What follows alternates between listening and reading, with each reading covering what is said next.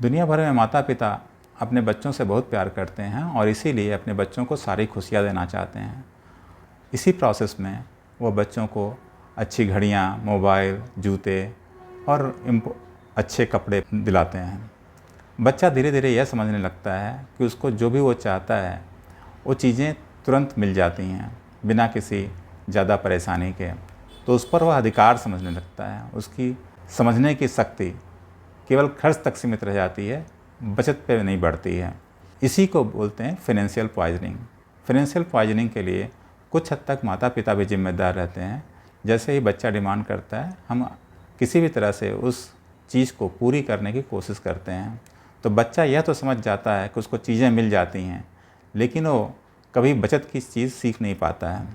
हमेशा खर्च वाली चीज़ समझ पाता है, लेकिन कैसे बचत करना वो जीवन का जो पहलू है उससे छूट जाता है और बड़ा होने पर यह बहुत संघर्षपूर्ण स्थिति बन जाती है। तो फाइनेंशियल पॉइजन वह है जिसमें बच्चा यह समझता है कि उसको बिना मेहनत किए, बिना किसी परेशानी के, बिना किसी दायित्व के उसको चीज़ें मिल सकती हैं और इसीलिए ये फाइनेंशियल पॉइजनिंग जो है बच्चों में बहुत तेज़ी से बढ़ जाता है। जब वो बड़े होते हैं तो उनको खर्च करने की आदत तो पड़ी रहती है, लेकिन उनको ये नहीं मालूम रहता है पैसा बचाना कैसे है। इसलिए कभी भी परेशानी खड़ी हो, वित्तीय परेशानी खड़ी हो, तो अपने जीवन में वो अपने आप को संघर्षपूर्ण स्थिति में पाते हैं।